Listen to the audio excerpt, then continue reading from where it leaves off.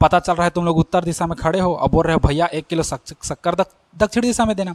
वो क्या करेगा, 1 किलो शक्कर तौलेगा और दक्षिण दिशा में फेंक देगा, ये लो के तुम रहो चाहे मत रहो, गया शक्कर तुम्हारा। 50 किलोमीटर का रेखा खींचना तुम्हारी औकात से बाहर है, तुम्हारी क्या हमारी औकात से भी बाहर है। 50 किलोमीटर का हम लोग रेखा खींच नहीं सकते, औकात ही नहीं है उतना 50 किलोमीटर का। तो हम लोग, हेलो बच्चों, good morning good morning good morning, आ गए सब? चलिए चालू करें आज का क्लास। हेलो, एक बार देखने दो मेरे गुरु को।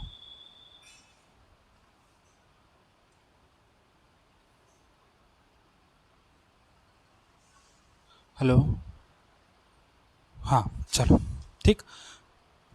गुड मॉर्निंग बच्चों, आज चालू करेंगे हम लोग नया क्लास, नया चैप्टर। क्लास तो वही है ना, चैप्टर नया है ना। चैप्टर कौन सा है? 4A है ना, सदिश विश्लेषण या सदिश निरूपण जिसको कहते हैं। ठीक, तो अध्याय 4 हम लोग देखेंगे। हेडिंग डालो अध्याय 4।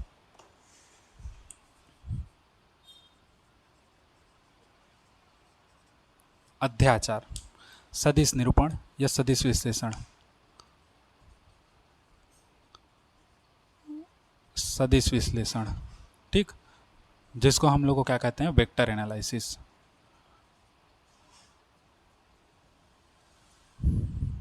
वेक्टर एनालिसिस, सदिश विश्लेषण के बारे में बात करेंगे, है ना। अब देखो, हम लोग पहले भौतिक राशियों के बारे में पढ़े हैं, पढ़े हो ना भौतिक राशि के बारे में। हाँ, तो क्या कहते हैं भौतिक राशि, किसको कहते हैं बताओ? चलो आज तुम लोग बताओगे भौतिक राशि किसे कहते हैं। चलो बताओ बताओ। हाँ, तो जिन भौतिक राशियों का हम मतलब ऐसी राशियाँ जिनका हम लोग यथार्थपूर्वक मापन कर सकें, उन राशियों को हम लोग क्या कहते हैं? भौतिक राशि। जिसका मापन हम लोग अच्छे से कर सकते हैं उस राशि को क्या कहते हैं? भौतिक राशि। पिछले चैप्टर में हम लोग, पिछले चैप्टर में नहीं, मापन और मात्रक में देखे थे भौतिक राशि। तो अब देखो भौतिक राशि होते कितने प्रकार की है, मैं एक ही चार्ट में बता दे रहा हूँ, है ना, एक ही पेन में। भौतिक राशियाँ, भौतिक राशि में क्या क्या आता है? लंबाई, द्रव्यमान, समय, ताप, ये सब हम लोग का दुनिया भर का है, भौतिक राशि कहलाता है, ठीक, जिसका हम लोग सही सही मापन कर सकते हैं। भौतिक राशियाँ होती कितने प्रकार की है? तो बच्चा लोगों, भौतिक राशियाँ 3 प्रकार की होती हैं। कितने प्रकार की होती है? 3 प्रकार की। पहला, जिसको हम लोग अदिश राशि कहते हैं, अदिश राशि, है ना, स्केलर क्वांटिटी जिसको कहते हैं, ठीक। अदिश राशि जिसको हम लोग क्या कहते हैं? स्केलर क्वांटिटी कहते हैं, या हाँ ठीक है चलो, हाँ हाँ। दूसरा है हम लोग का क्या? सदिश राशि, वेक्टर क्वांटिटी, ठीक। और तीसरा होता है हम लोग का प्रदिश राशि। हाँ यही नया है, तुम लोग इन 2 ठो के बारे में पढ़े होगे, पहले भी और अभी भी, है ना। हम लोग को दो ठो के बारे में ही बताते हैं ना, अदिश राशि सदिश राशि, बस 2 ही ठो के बारे में बताते हैं, तीसरा हमारे पास होता नहीं है। मतलब ये भी है लेकिन इसको हम लोग के सिलेबस में नहीं है, तो इसको हम लोग नहीं पढ़ाते, ठीक। केवल और केवल 2 पढ़ते हैं, अदिश राशि और सदिश राशि। तो आज तीसरी राशि के बारे में भी पढ़ेंगे और थोड़ा सा जान लेंगे क्या होता है उसको, ठीक। अदिश राशि किसको कहते हैं? वे भौतिक राशियाँ जिसमें केवल परिमाण होता है, दिशा नहीं होती, उसको हम लोग क्या कहते हैं? अदिश राशि कहते हैं, समझे। देखो मैं लिख दे रहा हूँ, वे भौतिक राशियाँ, वे भौतिक राशियाँ जिसमें केवल परिमाण होता है, केवल परिमाण होता है, दिशा नहीं होती, दिशा नहीं होती, दिशा नहीं होती, उसे क्या कहते हैं? अदिश राशि कहते हैं, उसे अदिश राशि कहते हैं, ठीक। उदाहरण में देख लो, अदिश राशि में क्या क्या आएगा उदाहरण इसका, बहुत सारा है। पूरा जो 7 मूल राशियां हैं ना, सातों के सातों इसी में घुस जाती हैं, ठीक। तो हम लोग के पास है लंबाई, देखो लंबाई है, द्रव्यमान है ना, समय है, और ताप है, विद्युत धारा है, विद्युत धारा, ठीक। ज्योति तीव्रता, पदार्थ की मात्रा, ये सब हम लोग का आदि करके मैं कर दे रहा हूँ, है ना, आदि करके, ठीक। वहाँ तक दिख रहा है कि नहीं? पूरा क्लियर देख लो, दिख रहा है ना। तो इन सब को हम लोग क्या कहते हैं? अदिश राशियाँ कहते हैं। मतलब वे भौतिक राशि वे भौतिक राशि जिसमें केवल परिमाण होता है, दिशा नहीं होती, उसको हम लोग क्या कहते हैं? अदिश राशि कहते हैं। लंबाई, द्रव्यमान, समय, ताप, ये सब क्या है? अदिश राशि। अदिश राशि कहने का मतलब क्या है? केवल केवल परिमाण होता है, मतलब संख्यात्मक मान, उसमें डायरेक्शन निर्भर नहीं करता, दिशा। अगर एक मिनट में समझना हो अदिश राशियाँ क्या हैं, तो उदाहरण से समझते हैं। देखो, अदिश राशियाँ किसको कहते हैं मैं बताता हूँ। देखो, जब हम लोग दुकान जाते हैं तो हम लोग क्या कहते हैं? भैया 1 किलो शक्कर देना, तो वो 1 किलो शक्कर हमको तौल कर देता है। क्या तुम कभी दुकान गए हो तो ये बोलते हो भैया 1 किलो शक्कर उत्तर दिशा में देना, या 1 किलो शक्कर दक्षिण दिशा में देना? पता चल रहा है तुम लोग उत्तर दिशा में खड़े हो, अब बोल रहे हो भैया 1 किलो शक्कर दक्षिण दिशा में देना। वो क्या करेगा? 1 किलो शक्कर तोड़ेगा और दक्षिण दिशा में फेंक देगा। ये लो कह के, तुम रहो चाहे मत रहो, गया शक्कर तुम्हारा। है ना? तो वही होता है हम लोग का अदिश राशि, उसको कहते हैं जिसमें केवल और केवल हम लोग क्या दिखाते हैं? हाँ, केवल और केवल परिमाण दिखाते हैं, दिशा इसमें मायने नहीं रखता, है ना? डायरेक्शन इस पर निर्भर नहीं करता, उसको हम लोग क्या कहते हैं? अदिश राशियाँ कहते हैं। क्या क्या होती है? लंबाई, द्रव्यमान, समय, ताप, विद्युत धारा आदि। क्या क्या होती है? लंबाई, द्रव्यमान, समय, ताप, विद्युत धारा, ज्योति तीव्रता, पदार्थ की मात्रा, उधर। मतलब मूल राशियों को ही अदिश राशि कहते हैं, ऐसे मान के चलो। ठीक, मान के क्या चलो है। ठीक, उसके बाद आते हैं सेकंड, सदिश राशि, है ना? Vector quantity. सदिश राशि, सदिश राशि किसको कहते हैं? वे भौतिक राशियां जिसमें परिमाण होने के साथ साथ दिशा भी हो, परिमाण होने के साथ साथ दिशा भी हो, है ना? तो सदिश राशि किसको कहते हैं? वे भौतिक राशियां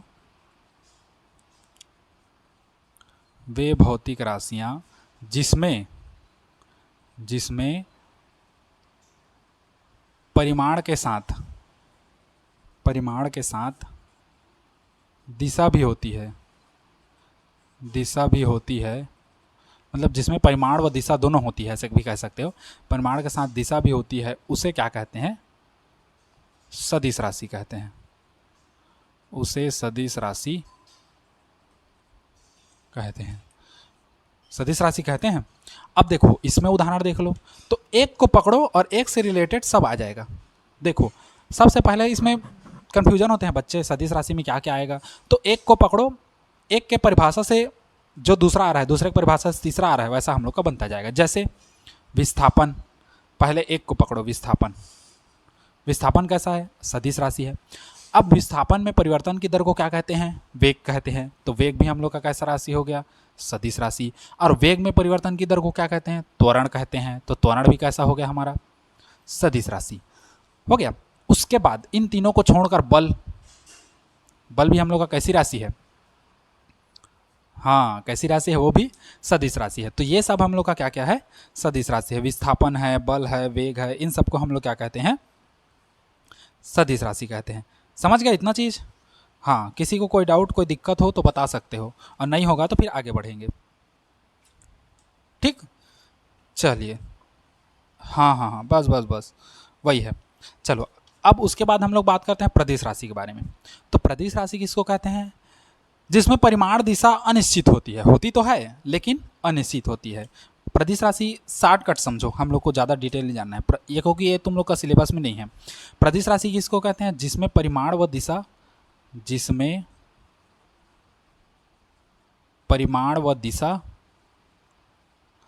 अनिश्चित हो, उसे क्या कहते हैं हम लोग? प्रदेश राशि कहते हैं। उसे प्रदेश राशि कहते हैं। उसे हम लोग क्या कहते हैं? प्रदेश राशि कहते हैं। वे राशि जिसमें परिमाण और दिशा दोनों उपस्थित होते हैं, दोनों अनिश्चित होते हैं, उपस्थित होते हैं, अनिश्चित होते हैं, उसको क्या कहते हैं? प्रदेश राशि। इसको कैसे समझो? उदाहरण से देखो, एक बर्तन लोगे, एक बर्तन, ये एक बर्तन ले लिए हम लोग, घर का सामान्य बर्तन ले लिए हम लोग, जैसे था वैसा, है ना? और इसमें क्या कर दिया? जल भर दिए। मान लो ये जल भर दिए, पानी, ठीक, पानी भर दिए। अब इसमें क्या करेंगे? एक गेंद को डुबाएंगे। मान लो एक गेंद को ऊपर से छोड़ते हैं तो गेंद यहाँ पर आके ठहर जाता है, मतलब कुछ सेकंड के लिए, है ना? यहाँ पर आकर गेंद अंदर आता है यहाँ। तो क्या होगा? ये जो जल है, ये सब जो जल भरा है, इसमें छोटे छोटे अणु होते हैं। ये छोटे छोटे अणु उस पर क्या करते हैं? बल लगाते हैं गेंद पर। मान लो यहाँ के कुछ अणु है जो इस पर बल लगाएंगे इस डायरेक्शन में नीचे नीचे की ओर, यहाँ पर कुछ अणु है ये इस पर ऊपर की ओर डायरेक्शन बल लगाएंगे, यहाँ कुछ अणु है वो इधर की ओर बल लगाएंगे, और यहाँ के कुछ अणु है वो इधर की ओर बल लगाएंगे। मतलब सब अणु एक दूसरे के साथ इस पर क्या करते हैं, बल लगाते हैं, जिसके कारण इसकी दिशा हम लोग ज्ञात नहीं कर सकते और इसका परिमाण ज्ञात नहीं कर सकते। तो ऐसी राशि को हम लोग क्या कहते हैं, प्रदिश राशि, मतलब जिसमें दिशा और परिमाण क्या हो, अनिश्चित हो। उदाहरण के लिए अगर हम लोग लें, जिसको हम लोग क्या कह सकते हैं, प्रदिश राशि, तो उदाहरण के लिए क्या लेंगे, पृष्ठ तनाव। पृष्ठ तनाव देखे हो कभी कभी मग्गा में पानी लेना, एक बार डूम लेना मग्गा में पानी, और उस मग्गा का पानी को जोर से हवा में फेंकना। तो हवा में बहुत जोर से ना, मतलब यहीं पस नहीं, यहीं पस फेंकोगे तो सिंपल आ जाएगा। जोर से फेंकना और छर्रा फेंकना, मतलब छोटे छोटे कण बन जाए। तो उन बूंदों को देखना, जब वो बूंदें नीचे गिरती रहती है, तुम फेंके रहोगे वो इधर उधर रहेगा, लेकिन जब बूंद नीचे गिरता है तो सब बूंद क्या हो जाता है, गोल हो जाता है, मतलब अपने आप को सिकोड़ कर गोल एक गोलाकार रूप ले लेता है। तो किसके कारण होता है, पृष्ठ तनाव के कारण। क्योंकि द्रव की बूंदें सभी सतह, द्रव की बूंदें के चारों ओर की सतह जो है एक दूसरे पर क्या करती है, बल लगाती है अपने आसपास, ताकि अपने पृष्ठ को वो सिकोड़ कर संकुचित कर सके। तो वो सब किसके कारण होता है, पृष्ठ तनाव के कारण, इसी डायरेक्शन के कारण। ठीक, तो ये होता है हम लोग का अदिश राशि, और उसका क्या है, भौतिक राशियां हैं, है ना, अदिश राशि, सदिश राशि और प्रदिश राशि। अच्छा, इसमें एक चीज जान लो, हम लोग अदिश राशि को नहीं पढ़ेंगे, सदिश राशि को पढ़ेंगे और प्रदिश राशि को नहीं पढ़ेंगे, तो सिलेबस में है नहीं। बात आई अदिश सदिश, तो इसमें सदिश को पढ़ना है, अदिश को नहीं पढ़ना है। क्यों नहीं पढ़ना है, इसको आगे बताऊंगा। चलिए इसको नोट करिए, नोट करिए, एक स्क्रीनशॉट लीजिए, फिर आगे बढ़ते हैं। ये हो गया ना, चलिए अब आगे देखते हैं क्या क्या है उसको। ठीक, तो सब जान गए भौतिक राशियाँ। हाँ, चलो आगे देखते हैं, सरल है एकदम, शुरू से सिखाऊंगा पूरा। कई लोग बच्चे लोग को ये सदिश राशियाँ, ये जो सदिश विश्लेषण है, ये हार्ड पड़ता है, तो इसीलिए बेसिक से पढ़ाऊंगा, अच्छे से समझो, क्लियर पता चल जाएगा सब। अब देखो, हम लोग को पता चला भौतिक राशि के बारे में। भौतिक राशि जो 3 प्रकार की होती है, अदिश, सदिश और प्रदिश। तो प्रदिश सिलेबस में नहीं है तो छोड़ दो, हम लोग केवल उसको क्या है समझे हैं। अब 2 को मान के चलो, हमारे पास एक क्या है, पहला अदिश, अदिश राशि, और दूसरा क्या है, सदिश राशि। सदिश राशि 3 राशियां हैं, 2 राशियां हैं, अभी तीसरा भी है, तीसरा को हटा दो, सिलेबस में नहीं है। 2 राशियां हैं, एक अदिश राशि और एक क्या है, सदिश राशि। अब समझो, एक चीज छोटा सा समझो अदिश राशि और सदिश राशि में, है ना। देखो, हम लोग इसमें पढ़ेंगे सदिश, अदिश को छोड़ देंगे। तो अदिश क्यों छोड़ेंगे, क्योंकि परिमाण वाला है, उसमें दिशा नहीं होती। तो उसका जो गुणा भाग है, मतलब उसका जो हमको हल करते हैं हम लोग, वो एकदम सिंपल तरीके से होता है। जैसे 8 मीटर में से 3 मीटर घटा दो तो कितना बचेगा, 5 मीटर। लंबाई की बात कर रहे हैं। अगर द्रव्यमान में देखें तो 70 किलोग्राम में 30 किलोग्राम को जोड़ दो तो कितना हो जाएगा, 100 किलोग्राम हो जाएगा। अच्छा, और देख लो, द्रव्यमान में ही देख लो, मान लो 10 किलोग्राम में से 5 किलोग्राम को घटा दोगे तो कितना बचेगा, 5 किलोग्राम। सिंपल सिंपल है, इसका जोड़ ले लो, चाहे भाग ले लो, गुणा भाग, कुछ भी ले लो, सब सिंपल है।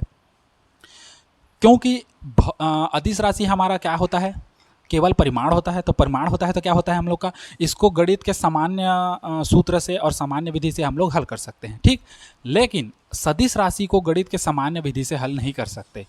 कैसे, समझो, एक चीज़ बताता हूँ, है ना, उसके बाद समझना तो तुम लोग को क्लियर पता चल जाएगा। जैसे देखो, सदिश राशि के लिए मान लो एक सतह है जिस पर एक वस्तु टिका है, एक सतह है जिस पर वस्तु है ना। इस पर इधर की ओर 7 न्यूटन का बल लग रहा है, 7 न्यूटन का बल लग रहा है ना, और इस पर इधर की ओर बल लग रहा है 3 न्यूटन का। तो बताओ परिणामी बल कितना होगा, परिणामी बल कितना होगा।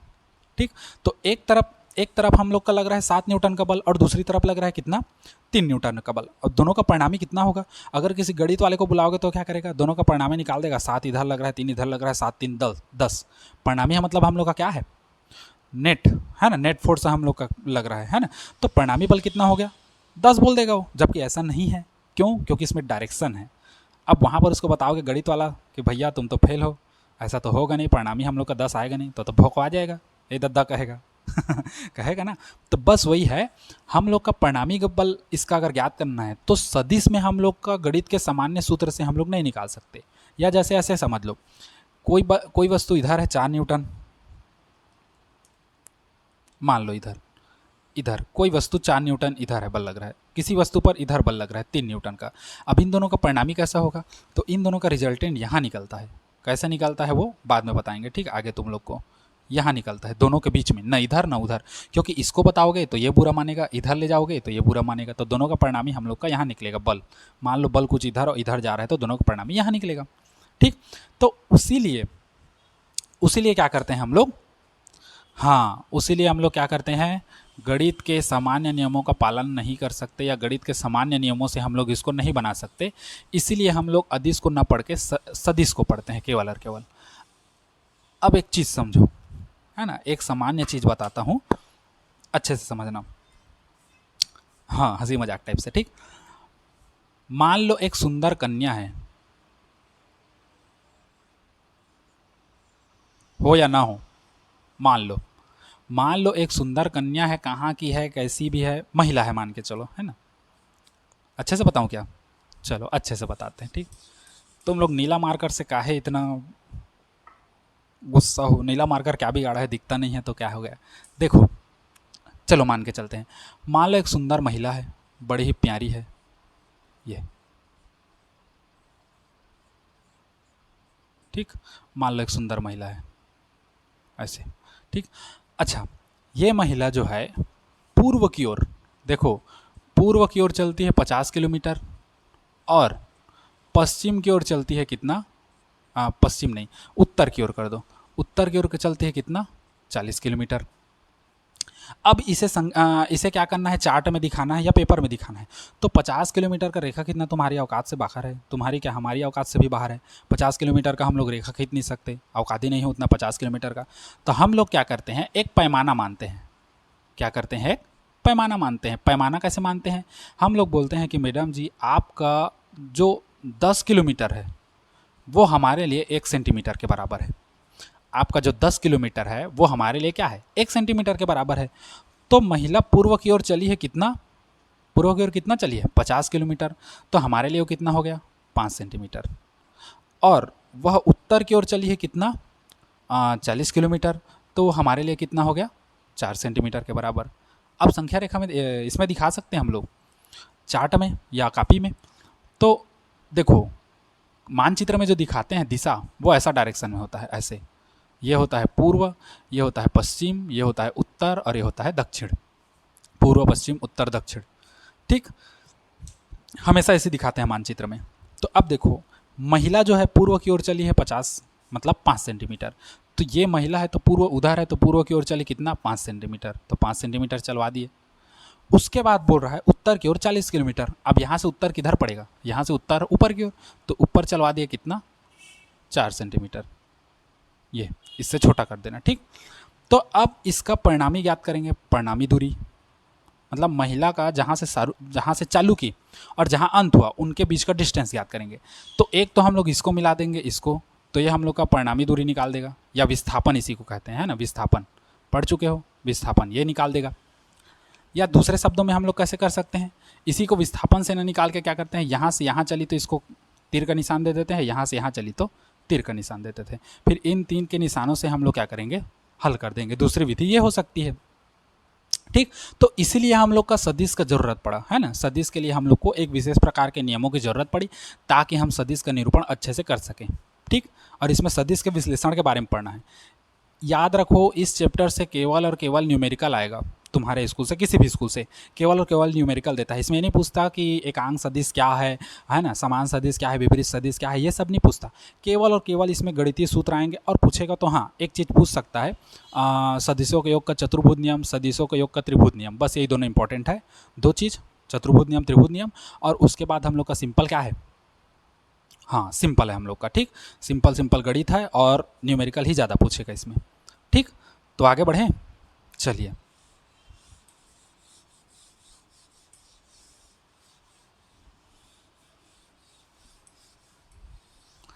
अब देखो सदिशों का निरूपण, है ना, सदिश का निरूपण कैसे करते हैं। सदिशों का क्या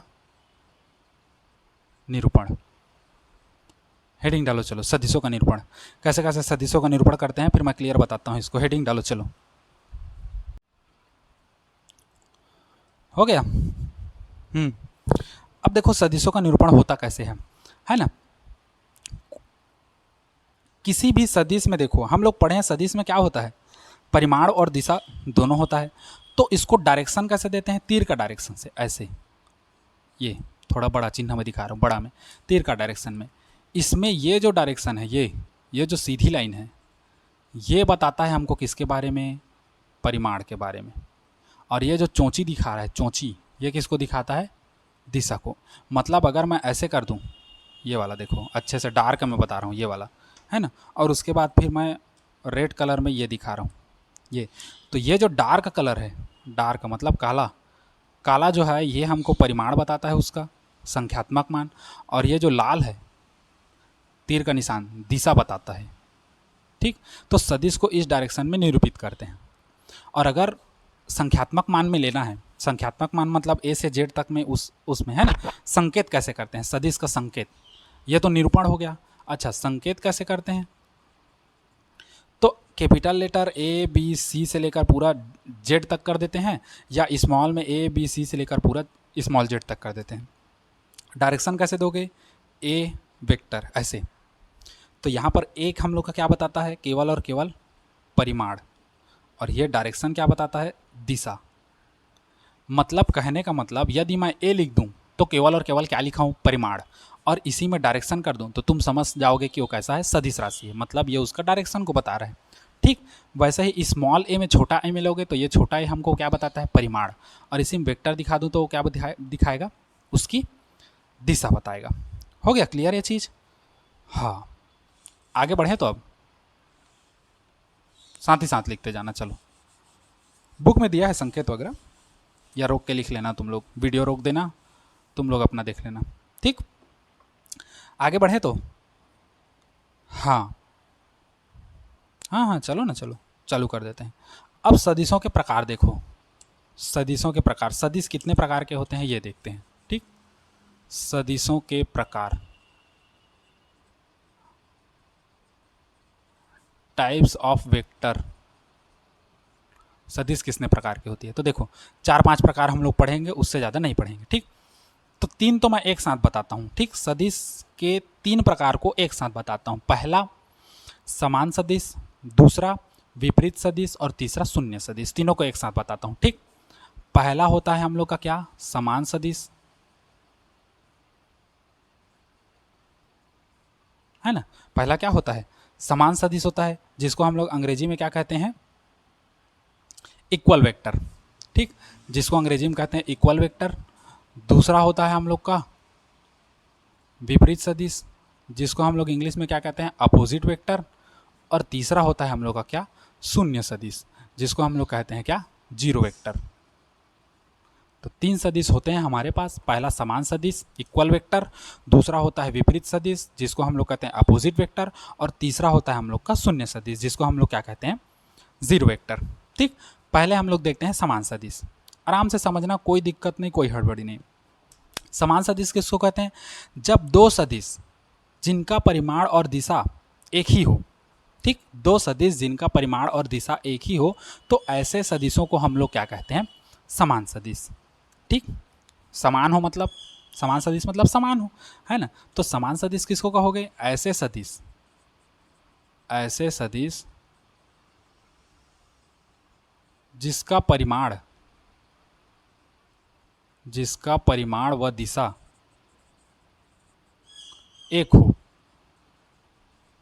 या समान हो, जिसका परिमाण व दिशा समान हो, समान हो मतलब एक ही साइड हो, उसे हम लोग क्या कहेंगे, समान सदिश कहेंगे। उसे हम लोग क्या कहेंगे बच्चा लोग, समान सदिश कहते हैं। जैसे मान लो हमारे पास एक सदिश है इस डायरेक्शन में, ये इस डायरेक्शन में ये ए है, और एक सदिश इधर है, इसको हम लोग क्या मान लेते हैं, बी। दोनों परिमाण में बराबर है। देखो दोनों हम लोग का क्या है, परिमाण में बराबर। सॉरी, वेक्टर नहीं दिया हूँ, वेक्टर दे दो तब तो पता। मैं सदिश को वेक्टर कहता हूँ ना, तो ए वेक्टर बी वेक्टर कहूँगा तो समझ जाना ए सदिश और बी सदिश है। ठीक, तुम लोग भी वैसे बोलना सीखो। तो ए वेक्टर बी वेक्टर दोनों देखो परिमाण में समान है, दोनों बराबर है। परिमाण मतलब लंबाई किसी की बड़ा छोटा नहीं है, और दोनों का डायरेक्शन क्या है, सेम है। तो इसको हम लोग कहेंगे क्या, हाँ, ए वेक्टर बराबर होगा किसके, बी वेक्टर के। मतलब दोनों परिमाण में बराबर होंगे और दिशा में क्या होंगे, उसमें भी बराबर होंगे। ठीक, अगर मान लो ये तो पहला चित्र है ना, पहला चित्र। अगर दूसरा चित्र इसी में ऐसे बना दो, देखो ए वेक्टर इधर है, अब बी वेक्टर भी किधर है, इधर है। छोटा बड़ा हो गया, देखना ये डायरेक्शन कम ज़्यादा हो जाएगा, गाली मत देना। ए वेक्टर ये है, बी वेक्टर ये है।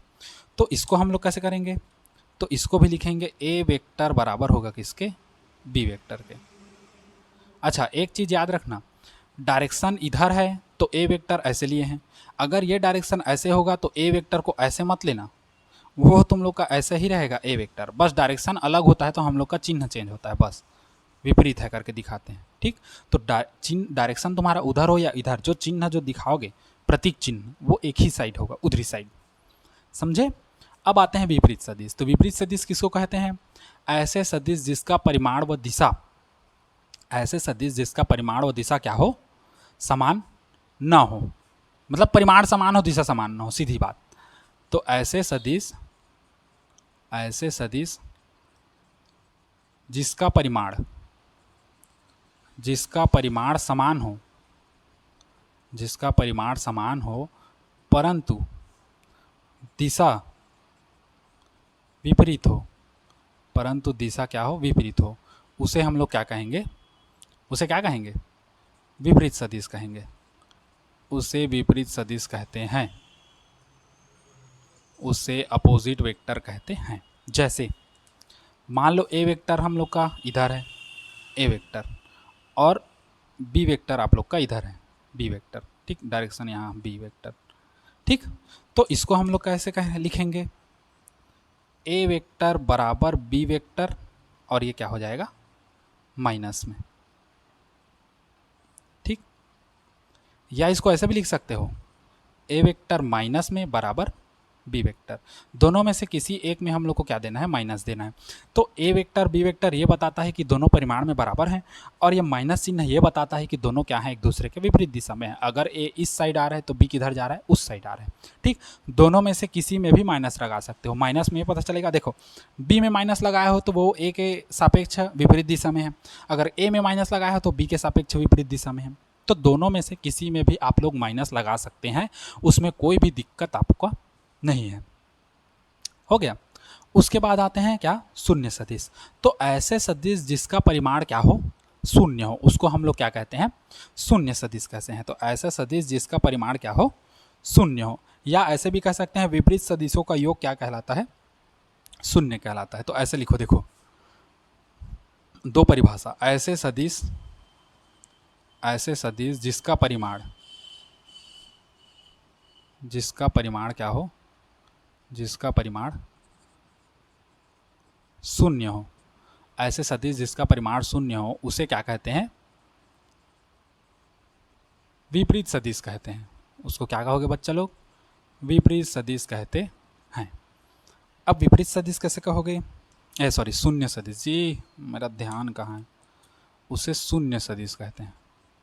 अब शून्य सदिश कैसे कहोगे, देखो मान लो एक ए वेक्टर इधर है और बी वेक्टर इधर है, तो इसका जो परिणामी आता है, मतलब इसका जो रिजल्ट आएगा वो कैसा होगा, ऐसे इस डायरेक्शन में लिखेंगे, ए वेक्टर बराबर माइनस बी वेक्टर, ऐसे लिखोगे ना। यदि इसी को आगे हल करें तो ए वेक्टर माइनस बी को इधर लाओगे तो प्लस बी हो जाएगा, प्लस बी वेक्टर बराबर इधर कुछ नहीं बचा, मतलब क्या, जीरो। ठीक, तो यही होता है हम लोग का ऐसा सदिश जिसका परिमाण शून्य हो। तो इसका परिमाण क्या हो गया, शून्य हो गया, तो उसको शून्य सदिश कहते हैं। या ऐसा भी कह सकते हो विपरीत सदिशों के योग शून्य सदिश कहलाते हैं। अच्छा, एक चीज़ और देखो, ये जीरो ना हो के जीरो वेक्टर होगा। क्यों होगा, देखो x धन x करोगे तो कितना आएगा 2x, 3x धन x करोगे तो कितना आएगा 4x, y धन y करोगे तो कितना आएगा 4y, z धन z करोगे तो कितना आएगा 4z आएगा। तो उसी तरह दो सदिशों का योग कर रहे हो, अगर सदिश शून्य आ रहा है तो वो भी क्या होगा, सदिश ही होगा। कहने का मतलब क्या है, शून्य सदिश कहने का मतलब, यदि एक केला और एक केला को जोड़ते हो तो कितना होगा, दो केला होगा। ऐसा थोड़ी है कि एक केला को जोड़ दिया दो ठो सेब हो गया, नहीं, एक केला और एक केला को जोड़ोगे तो दो केला ही होगा। अकेला में ही आएगा वो। तो उसी तरह है, यदि दो सदिशों को जोड़ते हो तो वो सदिश, चाहे वो संख्या जो आ रहा है परिमाण, वो शून्य आए या कुछ भी आए, लेकिन वो सदिश में आएगा, क्योंकि सदिश को जोड़ रहा हो तो दो सदिशों के योग से सदिश ही प्राप्त होता है हमको, ठीक। और शून्य सदिश उसी को कहते हैं कि जिसका परिमाण क्या हो, शून्य हो। क्लियर हो गया इतना चीज?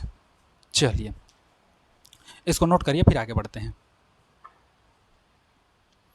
हाँ हाँ नोट करिए, नोट करिए, चलिए हाँ नोट करिए, फिर आगे बढ़ते हैं। हो गया? चलिए अब इसमें आगे देखते हैं। उसके बाद अगला हेडिंग डालना तुम लोग, एकांक सदिश, फिर लंबकोणीय एकांक सदिश। आज इतना ही देखेंगे, ज़्यादा नहीं देखेंगे, ठीक। चलो उसके बाद 3 हो गया ना, चौथा हेडिंग डालो एकांक सदिश।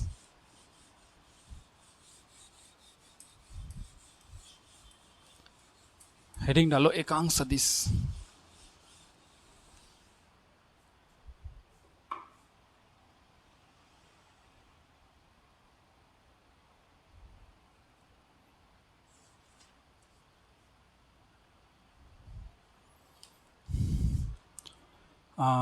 कौन सा था? चौथा जाएगा ना, एकांक सदिश,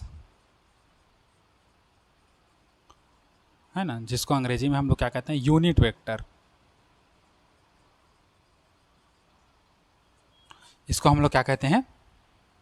हाँ, यूनिट वेक्टर, ठीक। अब देखो यूनिट वेक्टर क्या होता है। एकांक सदिश किसको कहते हैं? ऐसा सदिश जिसका परिमाण एक हो, जरूरी नहीं है हो, लेकिन हम लोग मान के चलते हैं हो। तो ऐसा सदिश जिसका परिमाण क्या हो, एक हो, उसको हम लोग क्या कहेंगे? एकांक सदिश कहेंगे। फॉर एग्जाम्पल ले लो, है ना। देखो मान लो ये एक सदिश है, ए वेक्टर। इसको हम लोग क्या करते हैं, 3 भाग में या 4 भाग में, चलो 4 भाग में बांट देते हैं। देखो ये 1 भाग, 2 भाग, 3 भाग और ये 4 भाग। 4 भाग में बांटे तो चारों अब अलग अलग बनेगा, ये और ये 3 और ये 4। तो मान लो ये 4 भाग में बटा, कहने का मतलब ए का 4 बेटा हो गया, A cap, A cap, A cap और ए कैप। ए वेक्टर नहीं कैप हो रहा है। कैप क्यों हो रहा है? क्योंकि एकांक सदिश है, एकांक सदिश में कैप लगाकर बताते हैं, ठीक। तो ए वेक्टर के, ए सदिश के 4 बेटे। अच्छा इन चारों को जोड़ दो तो ये अपने पिता के समान होंगे, मतलब 4 ए वेक्टर ए कैप जो है वो बराबर होगा किसके? ए वेक्टर के, होगा बराबर, है ना। क्यों? इसी के 4 बेटे हैं, अलग अलग कर दिए तो चारों बेटे मिलकर बाप के बराबर हो जाएंगे ना। भले होते नहीं हैं लेकिन मान के चलो। तो 4 ए कैप जो है वो बराबर होगा एरिया वेक्टर के, सॉरी ए वेक्टर के। तो ए कैप करोगे तो 4 इधर आएगा, तो ये हो जाएगा ए वेक्टर बटे कितना? 4। 4 क्या है? परिमाण है। तो इसको हम लोग ऐसे भी लिख सकते हैं, या करके ए वेक्टर बराबर ए कैप बराबर ए वेक्टर बटे ए लिख सकते हैं, क्योंकि मैं पहले ही बताया था अगर ए वेक्टर है तो ये जो वेक्टर है ये हम लोग को बताता है दिशा को, और ये जो ए है ये बताता है हमको क्या? हाँ, परिमाण को। तो यहाँ भी सेम प्रोसेस होगा। सेम प्रोसेस कहने का मतलब क्या है, यहाँ पर ए वेक्टर हमको क्या बता रहा है? क्या बता रहा है ए वेक्टर हमको बता रहा है क्या? परिमाण दिशा दोनों। और ए क्या बता रहा है? केवल परिमाण। तो ये परिमाण 4 है, तो एक हम लोग ऐसे लिख सकते हैं, या इसी को हम लोग ऐसे लिख सकते हैं कि ए के बराबर ए वेक्टर बटे ए वेक्टर का मॉड। मॉड मतलब क्या होता है? इसके अंदर रूट में रखाता है कुछ भी चीज़ और धनात्मक होता है, ठीक। इसी का ज़्यादा उपयोग करेंगे, इसी का, ठीक। तो अगर किसी सदिश राशि का परिमाण निकालना है तो इसी डायरेक्शन में निकलेगा हम लोग का। समझ गए ना इसको? बस बस वही है, और ज़्यादा कुछ नहीं है, ठीक। हाँ किसी को कोई डाउट होगा तो पूछ सकते हो। नहीं है ना? आगे बढ़ें तो चलिए आगे बढ़ते हैं। अब इतना समझ आ रहा है तो चलिए आगे बढ़ते हैं, ठीक। उसके बाद अगला हेडिंग डालो लंबकोणीय एकांक सदिश। अगला हेडिंग डालो लंबकोणीय एकांक सदिश। इसी में बता दूं क्या? नहीं, इसको नोट कर लो, चलो फिर बताता हूँ। हो गया? 5वां डालो लंबकोणीय एकांक सदिश।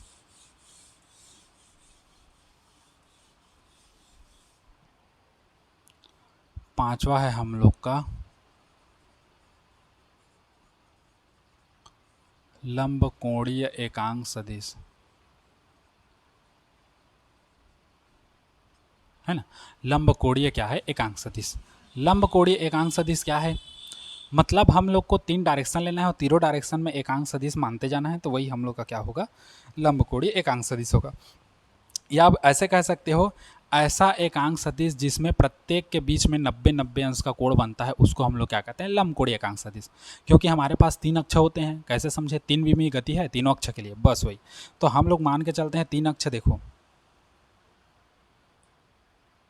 ये देखो दिख रहा है आप लोग को, ये 3 अक्ष मान के चले। तो जैसे ये एक्स अक्ष है और ये वाई अक्ष है, देखो मैं बता रहा हूँ अच्छे से करके, है ना।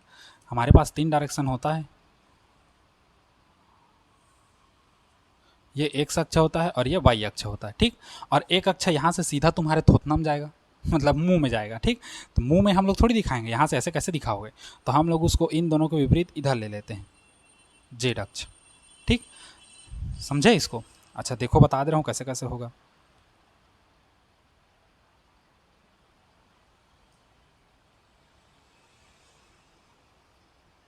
ये देखो ये, ठीक। तो ये हम लोग का क्या है, पूरा सिस्टम या सेटअप। हाँ, लंब कोणीय एकांक सदिश, देखो एक्स अक्ष ये वाला, वाई अक्ष ये वाला और जेड अक्ष। तो सीधा दिखा नहीं सकते इसमें इधर, तो इसलिए इसको इधर दिखाते हैं ऐसे, जेड अक्ष, ठीक।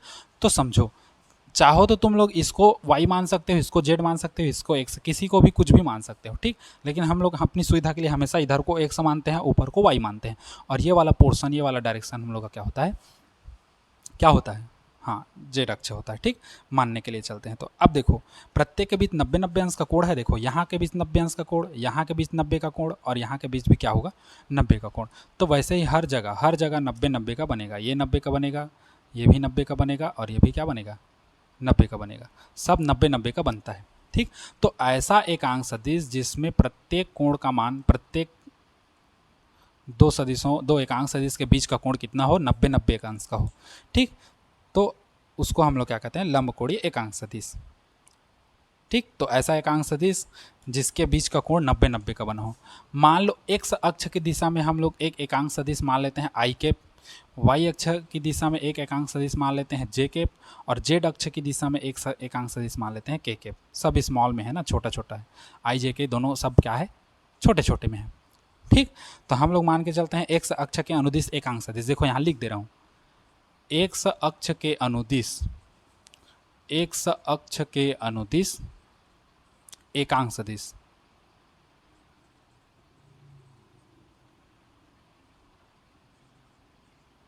एकांक सदिश इसको मान लेते हैं हम लोग क्या, आई कैप।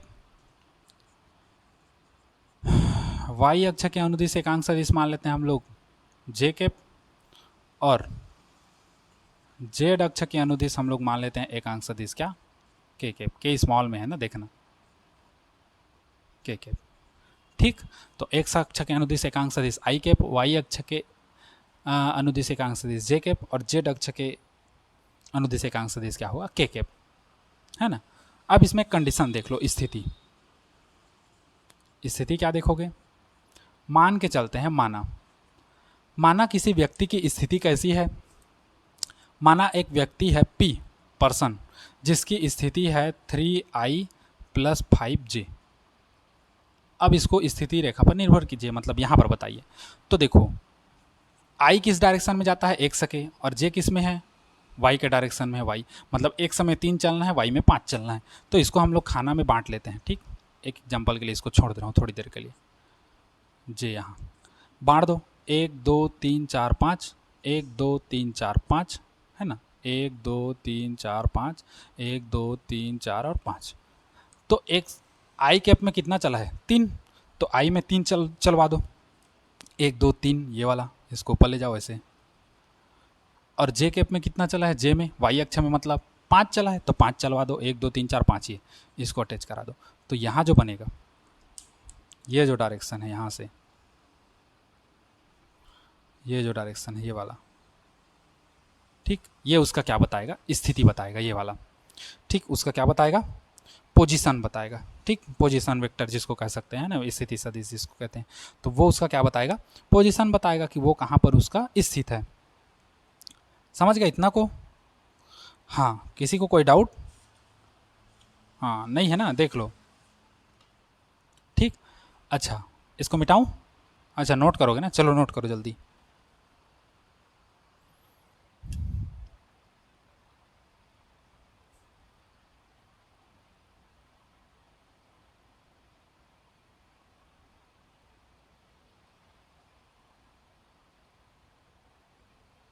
हो गया।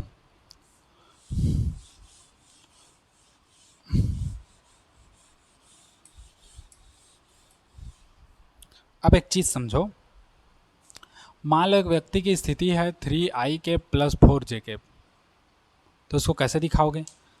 तो इसको ऐसे दिखाओगे, देखो एक्स अक्ष और ये वाई अक्ष, तो 1 2 3 और 1 2 3 4 5। ठीक।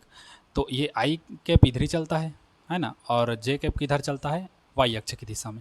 तो आई में 3 है, मतलब एक्स अक्ष में 3, तो 1 2 3 इसको ले जाओ ऊपर। जे मतलब वाई अक्ष में 4 है, तो 1 2 3 4 4 इसको ले जाओ। ये 4 है, 1 2 3 4, और ये 3 है, 1 2 3। ठीक। मतलब ये, अगर इसको मान ले ओ और इसको मान ले पी, इसको कुछ दूसरा मान लो, ओ ए मान लेते हैं, और इसको क्या मान लेते हैं? बी। पी नहीं मानना है क्योंकि ये पी यहाँ पर हम लोग पहले से मान लिए हैं। ठीक। तो ये ओ और ए और बी आ गया। तो अगर ये ओ ए बी त्रिभुज लें, त्रिभुज ओ ए बी में क्या कर दें? गोरस का प्रमेय लगा दो, पाइथागोरस, पाइथागोरस प्रमेय से। पाइथागोरस प्रमेय से क्या होगा? कर्ण का वर्ग, ये हम लोग का क्या है? ये पी है। पी मतलब उसका डायरेक्शन बता रहा है, पी वेक्टर। पी माने है ना, पी वेक्टर बराबर पोजीशन, पोजीशन वेक्टर का पी, स्थिति। तो पाइथागोरस प्रमेय से कर्ण का वर्ग जो होगा, कर्ण का वर्ग है ना, वो लंब का वर्ग, मतलब ए बी का वर्ग धन आधार का वर्ग ओ बी का वर्ग, इसके बराबर होगा, योग के, है ना। तो अच्छा देखो, ए बी कितना है? तो इतना जितना यहाँ है उतना वहाँ, क्योंकि समांतर। तो ये 4 है तो ये भी 4 होगा, ये 3 है तो ये भी क्या होगा? 3 होगा। तो खैर इसका ज़रूरत नहीं है। इसी में देखो ए बी 4 आ गया, तो ये भी 4 का वर्ग धन ओ बी कितना है? 3, तो ये हो गया 3 का वर्ग। ठीक। पी वेक्टर, तो पी वेक्टर निकालोगे तो कितना हो जाएगा? पी वेक्टर निकालोगे तो कितना हो जाएगा? हाँ, तो पी वेक्टर का वेक्टर खत्म हो जाएगा मान के चलो। ठीक। हम लोग केवल और केवल परिमाण निकाल रहे हैं, पी स्क्वायर, पी स्क्वायर, और इसको भी क्या कर देते हैं? पी। तो वर्ग उधर जाएगा तो रूट लगेगा, 4 का वर्ग धन 3 का वर्ग, या इसी को जमा के लिखें तो p बराबर रूट में 3 को पहले लिख देते हैं, 4 को बाद में। मान में तो फर्क पड़ना नहीं है, वर्ग करके जुड़ना है। ठीक। किसी को आगे जोड़ो, किसी के पीछे जोड़ो। हाँ मैं जान रहा हूँ, और हल हो जाएगा। तुम लोग इसको ऐसे सोच रहे हो ना, 3 का वर्ग 9, 4 का वर्ग 16, 16 9 रूट में 25, तो बराबर आ जाएगा 5 इकाई 10वीं के गणित जैसे, दो बिंदुओं के बीच की दूरी याद कीजिए। आ जाएगा वैसा, उसमें कोई दिक्कत नहीं है। लेकिन हमको ये नहीं लाना है, हमको सूत्र लाना है। सूत्र मतलब क्या है? देखो ये हम लोग को उसका क्या है? परिमाण है। देखो पी में वेक्टर है नहीं है, तो ये हम लोग का क्या है? परिमाण है। मतलब क्या है? किसी भी ऐसी सदिशों का परिमाण निकालना है तो आई के गुणांकों का वर्ग धन जे के गुणांकों का वर्ग। आई के गुणांक कौन है? 3, तो 3 का वर्ग धन जे का गुणांक कौन सा है? 4, तो 4 का वर्ग। समझे? बस यही तो है, सिंपल है। अच्छा अब देखो यहीं पर, इसको हम लोग ऐसे भी लिख सकते हैं, या मान लो ए वेक्टर बराबर है हम लोग का a i cap plus b j cap, ऐसे है। तो इसको हम लोग ऐसे भी लिख सकते हैं। तब ए का जो मान निकलेगा मतलब परिमाण, तो ये होगा रूट में ए का स्क्वायर प्लस बी का स्क्वायर, ये है ना। या अगर ए वेक्टर हम लोग को दिया है क्या? A i cap plus b j cap plus c k cap, ऐसे, तो इसका जो परिमाण निकलेगा वो निकलेगा ए का वर्ग धन बी का वर्ग धन सी का वर्ग, मतलब आई जे के गुणांकों के वर्गों का योग। आई का गुणांक ए, बी का गुणांक जे और सी का गुणांक के, तो आई जे के गुणांकों के वर्गों का योग, ये हम लोग का होता है क्या? परिमाण। ऐसे ही याद करते हैं। ठीक। समझ गए इतना? किसी कोई डाउट? चलिए इसको नोट करिए, है ना। फिर अब कल देखेंगे, ये ए वेक्टर का परिमाण है, ये ए वेक्टर का परिमाण है। ठीक। फिर कल देखेंगे सदिशों का योग कैसे कैसे होता है उसको। ठीक। तो आज के लिए इतना ही। गुड बाय, टेक केयर और sayonara। चलिए नोट करिए इसको।